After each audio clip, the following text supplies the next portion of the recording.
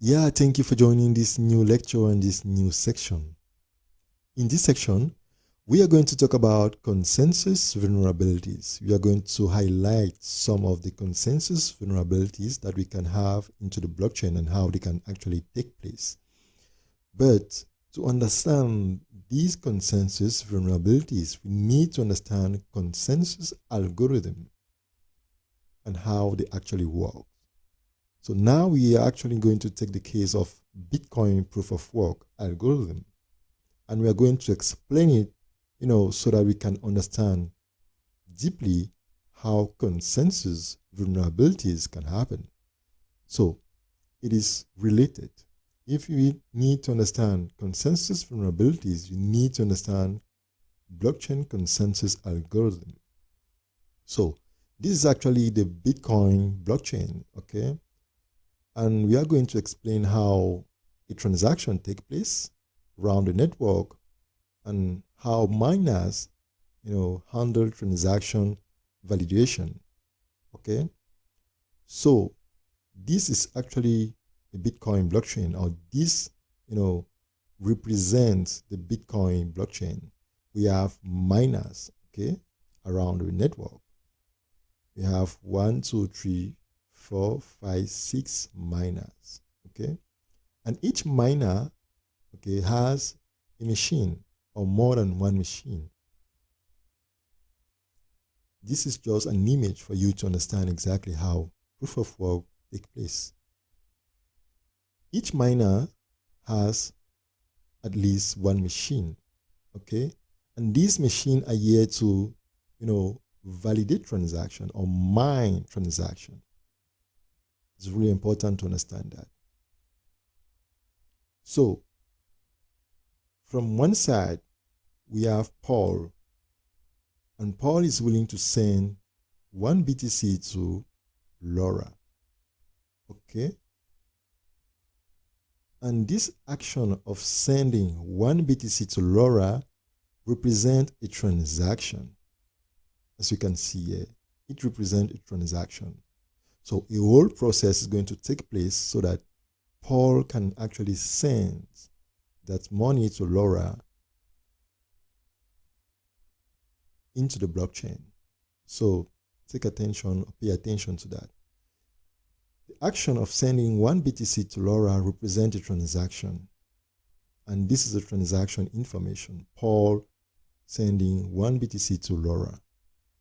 And behind each transaction, there is a math equation that has to be solved. And who is going to solve that equation? It is the miners, okay? These miners. So what's going to happen is that Paul is going to send one BTC to Laura, and the transaction information is actually mentioning that. And behind the transaction, there's a math equation that has to be solved. So what's going to happen is that all the miners are going to compete each other with their machines to be able to solve that equation, that math equation that's actually behind the transaction information that says Paul is sending one BTC to Laura. So all the miners are going to compete with their machines, okay? So their machines is going to compete to solve the math equations. And the first miner who's going to succeed solving that equation is going to validate that transaction, okay? And once it's going to validate the transaction, all the other nodes or all the other miners are going to validate the transaction as well.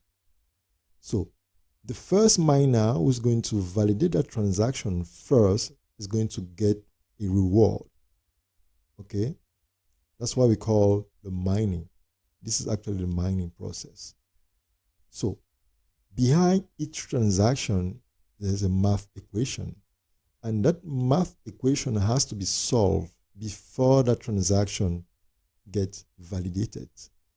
And to validate that transaction, or to validate the transaction, all miners have to compete each other with their machines to be able to solve that equation that is actually behind the transaction.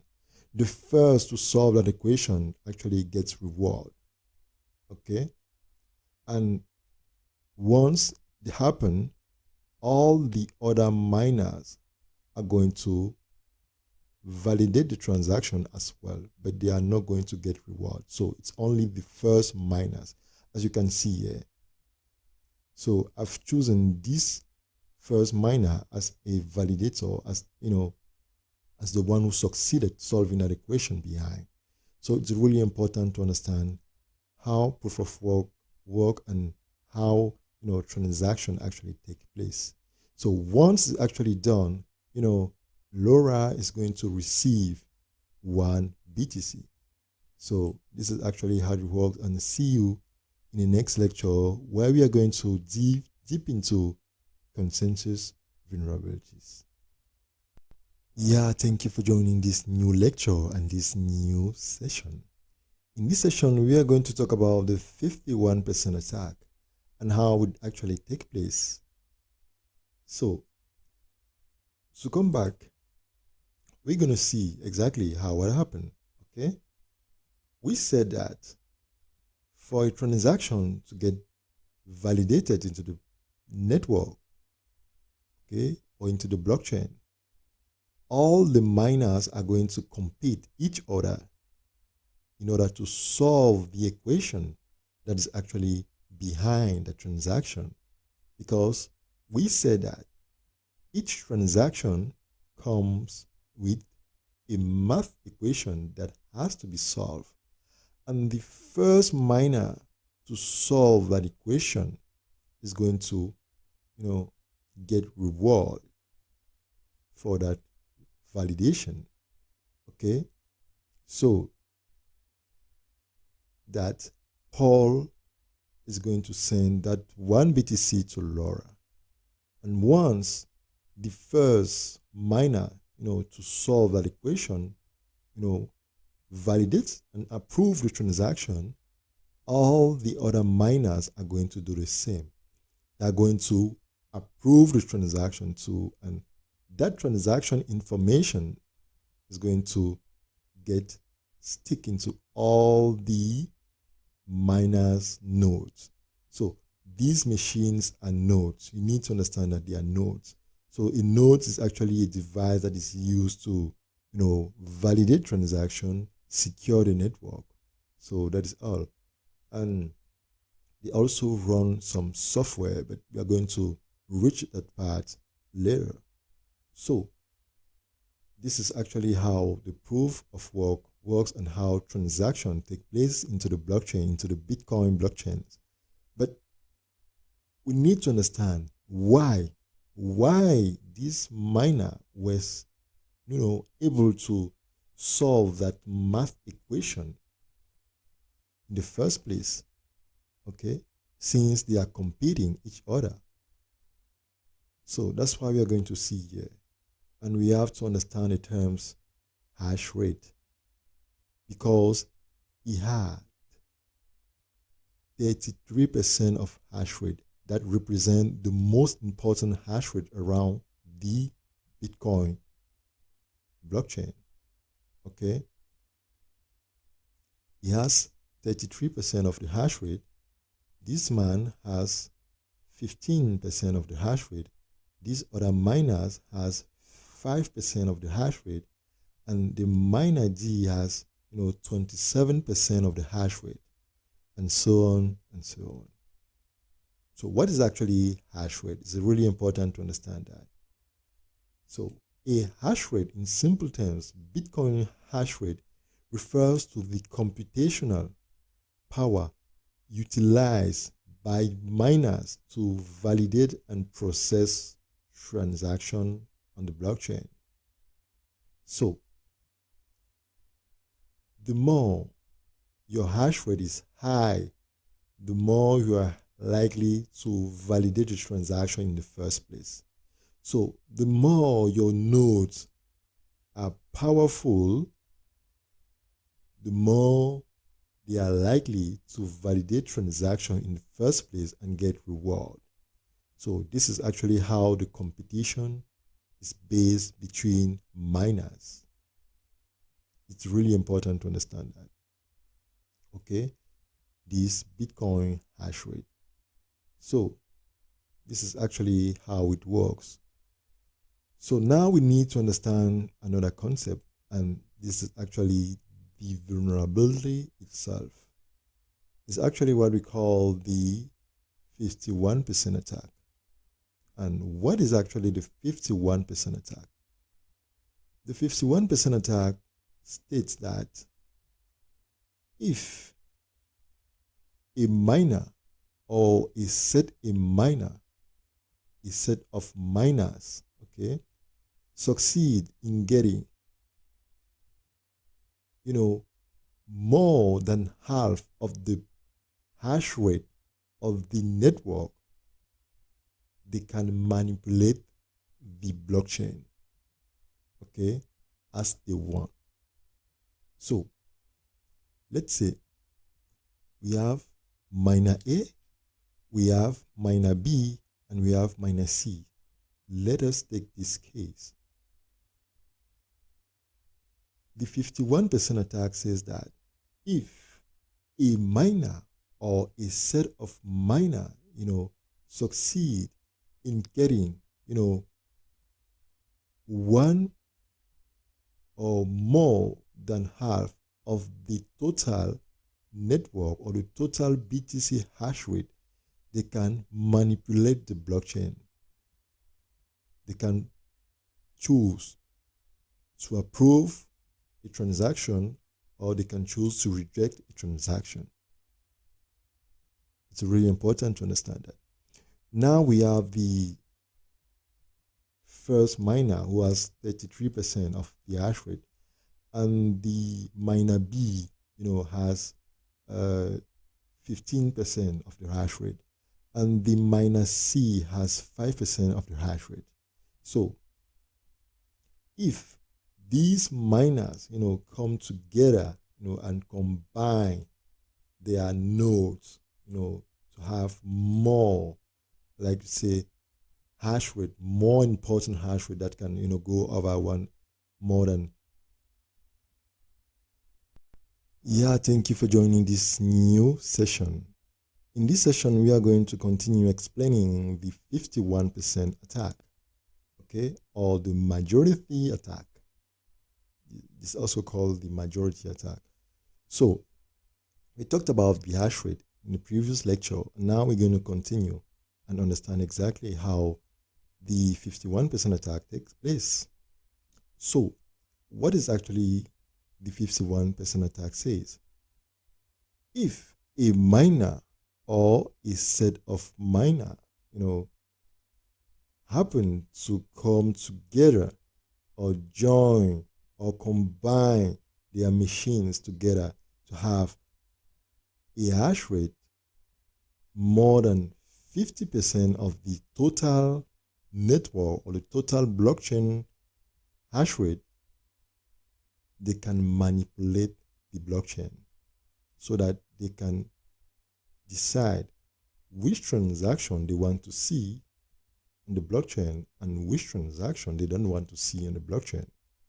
And this is a problem because it is manipulation, because we know that blockchain cannot be manipulated, but this is the way blockchain can be manipulated.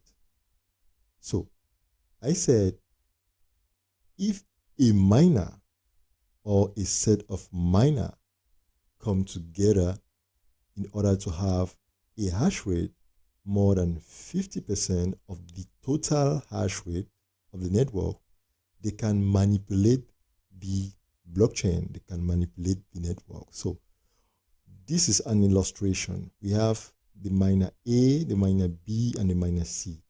The miner A has 33% of hash rate. The miner B has 15% of the hash rate.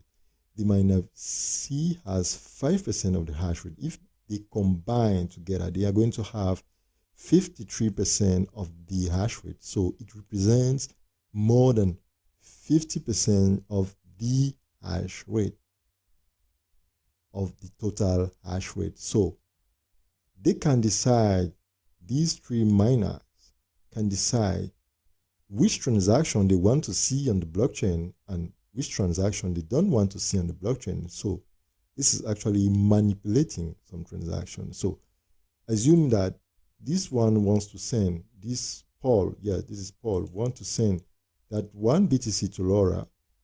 They can decide, or they can drop the transaction. They can drop that, okay, that transaction. Maybe they don't want to see it just because they have more than 50% of the total hash rate of the blockchain, of the Bitcoin. So it's really important to understand that this is actually how 51% attack works. And if you succeed in doing that, okay, what's going to happen is that you can also implement what we call double spending attack. So, and it's really bad, really, really bad. So it's really important to understand these concepts, okay? And yeah, that's how it works. So now we're going to understand exactly other things like mining pool. So generally, what happened into these blockchains, we don't have only one miners, as we were explaining down here, okay? We don't have only one miners.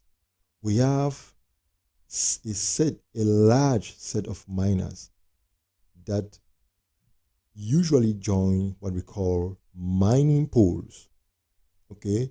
In the case of Bitcoin, we have mining pools. You can see the mining pool A, the mining pool B, and the mining pool C and D. And each mining pool has a certain number of validators that has joined or that has combined their, computational power together. Okay, so it's actually these mining pools who are going to validate transaction. Okay,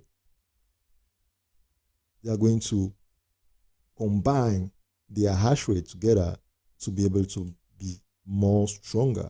So once a transaction is going to take place, each mining pool is going to compete with the other so that they can validate the transaction and get the reward. Okay, so this is actually how it works. In the case of Bitcoin, Bitcoin has like 4 to 5 mining pools that actually has more than 50% of the total Bitcoin hash rate. So this is actually a real world, statistic. Yeah, thank you for joining this new lecture and this new session. In this session, we are going to continue with the 51% attack. And we were explaining that each mining pool, is going to compete each other, to be able to validate transaction into the blockchain and get the reward. Okay? And once the reward is going to a mining pool, they are going to share it with all the other nodes that, join that mining pool. So it's actually how it works. So now we also explain the 51% attack, and we said that if a miner or a set of miners combine their hash rate together and it is more than 50% of the total blockchain hash rate, they can manipulate the blockchain. And it's actually the same with the mining pools. If 1, 2, or 3, let's say 4 mining pools come together, okay, in order to improve their hash rate, they can decide to approve or reject a transaction so they can manipulate the blockchain. So it's really important to understand that. And in the case of the Bitcoin blockchain, we have like 4 or 5 mining pools that have more than 50% or more than 50% of the total Bitcoin hash rate.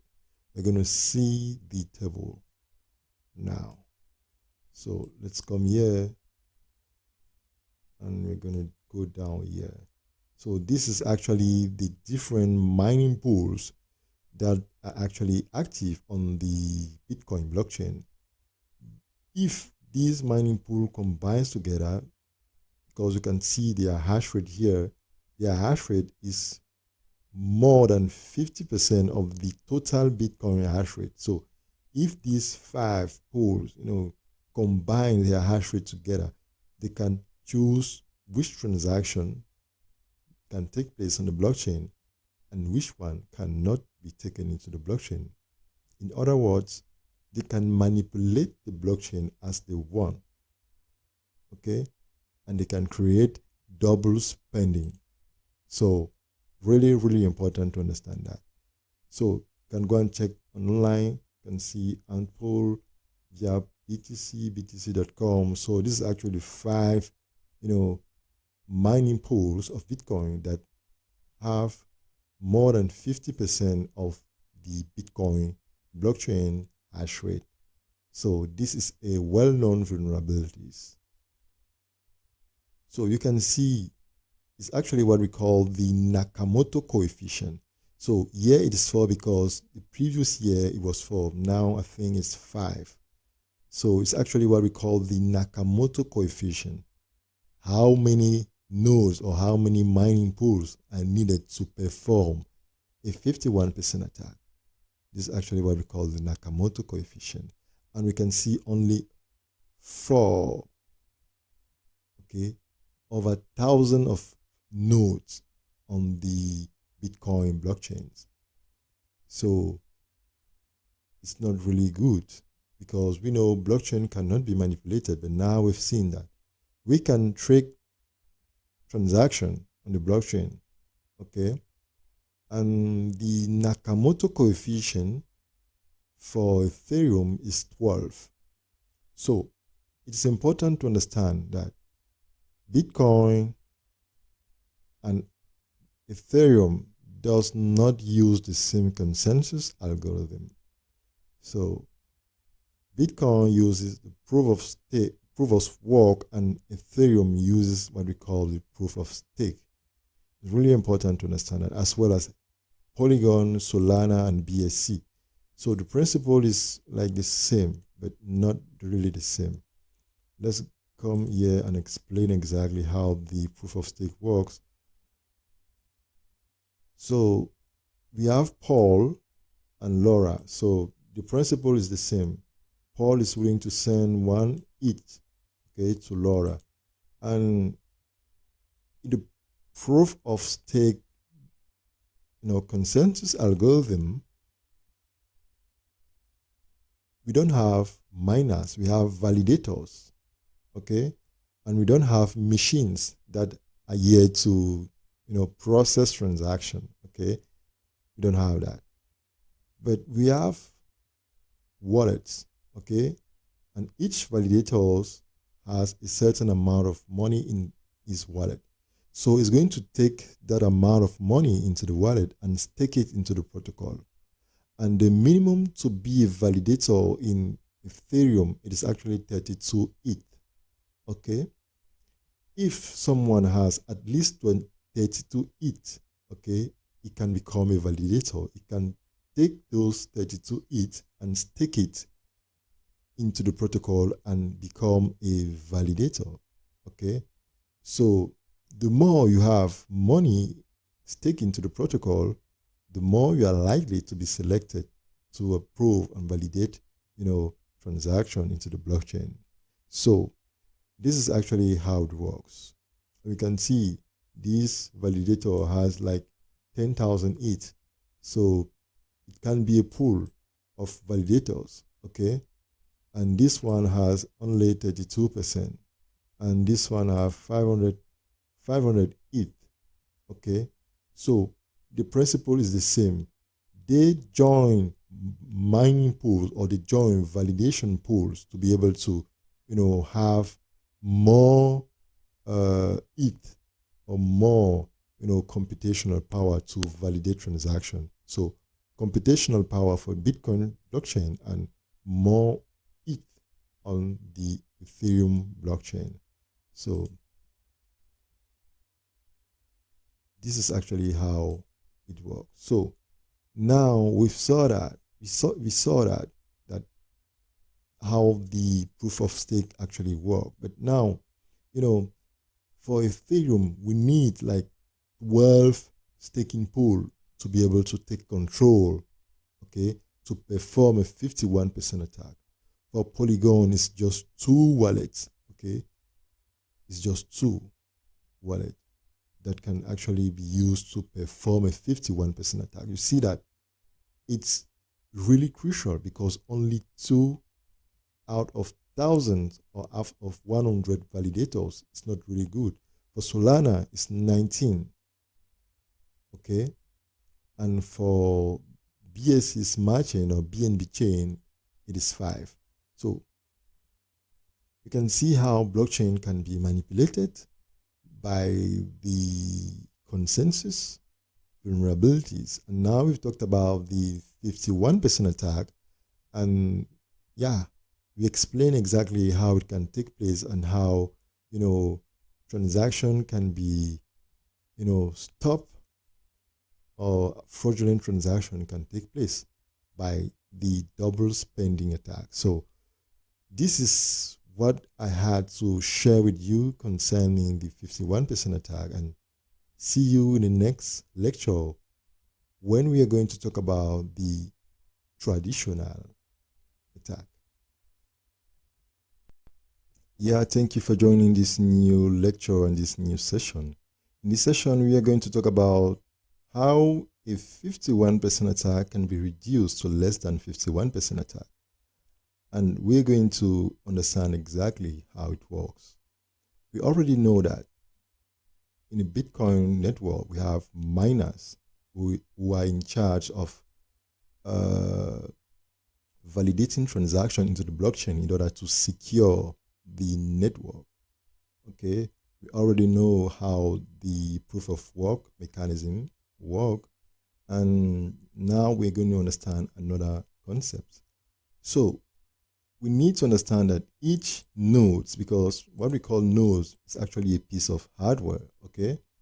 Each node, okay, in the blockchain or in the network run a software. For this case, we can call it the Bitcoin core, okay? So all the nodes actually run a software, and it is with that software that they use to validate transaction or to participate in the network validation of transaction in order to secure the network. So all these piece of hardware has, or actually have, a piece of software running inside, and it is with that software that they can actually participate in the transaction process, or they can actually compete each other. Okay, that's really important to understand this.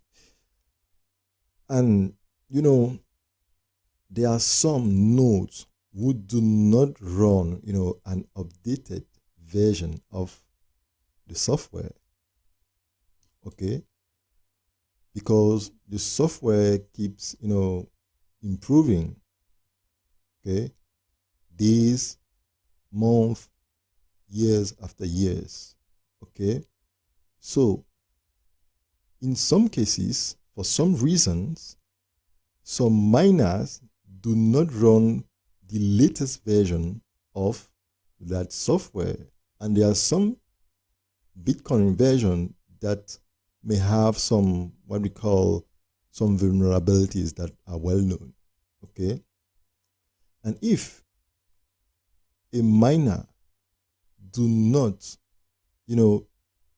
run the latest version of this software or the Bitcoin software, it can improve the chance of launching a 51% attack, because it's going to expose the network, okay, of getting under a 51% attack, because the work is actually doing does not really contribute to consensus, because the software is not up to date. So when a miner do not run the latest version or the updated version of a software, Bitcoin software, in this case we call it core, the work it does not really contribute to consensus in the process of validation. So we can see here it has like 3% of the hash rate. So we are going to remove this 3% to 100%. So it's going to be like 97%.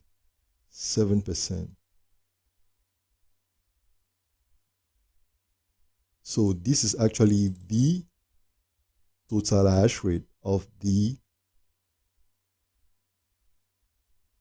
network now, because this one is running an outdated version of the software, okay, that is used to validate transaction, and the work it does doesn't really contribute to consensus. So the power of this node is not really up to like 3% of hash rate. It's no more that. It can be less or it can be 0. So it can be less than that. It can be 2, it can be 1. So here I've chosen 97. Okay, so it doesn't really contribute to consensus. So here we can say is, let's say 92, 98.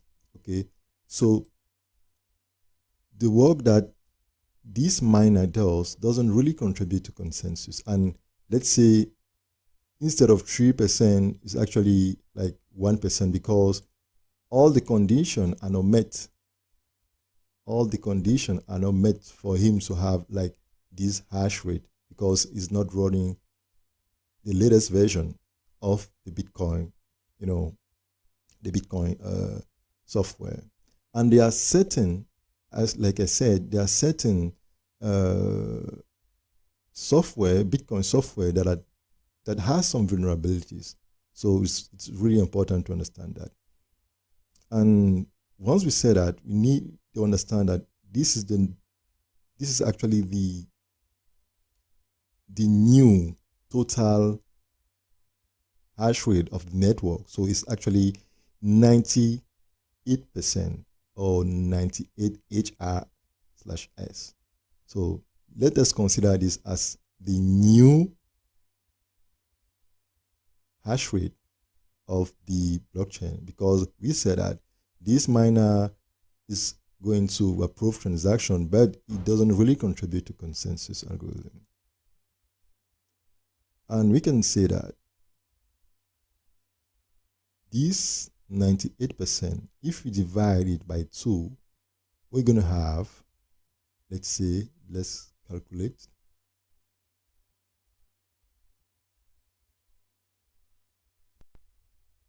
Yeah, thank you for joining this section. So we are saying that, the total BTC hash rate now in this case is 98, percent, or 98 HR. So because this man does not really contribute to consensus, and the power hash rate actually has now is 1%. Okay, so they have dropped 2.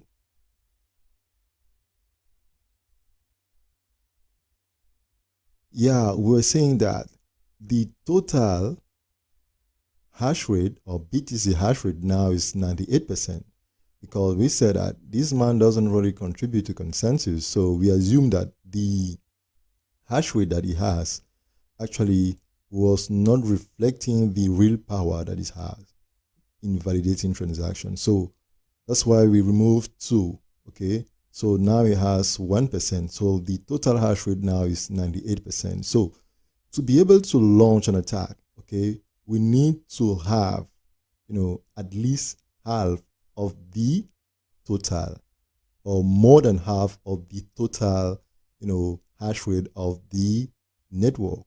So this is actually the total hash rate of the network. So we're going to divide it by 2. Okay.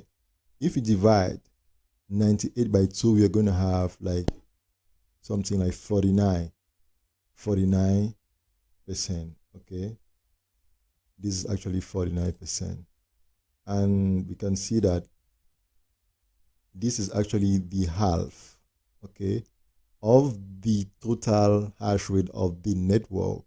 So to be able to launch an attack successfully, we need more than half. So if we add like 1, is going to have like 50%. So we will need just like 50% to be able to launch this attack. So this is actually how it works. In some cases, you can have a total hash rate less than 98%. Let's say if you have a total hash rate less than 99%, 98%, let's say we have like, a total hash rate of 90%, okay? Because the other nodes do not really contribute to consensus. And yeah, and if we divide this 98%, this actually represents the total hash rate, okay? In some cases, if you divide it by 2, we're going to have 45. So 45 is actually the half hash rate, okay, of the total network. Let's say 45, okay? If you say 45 like this,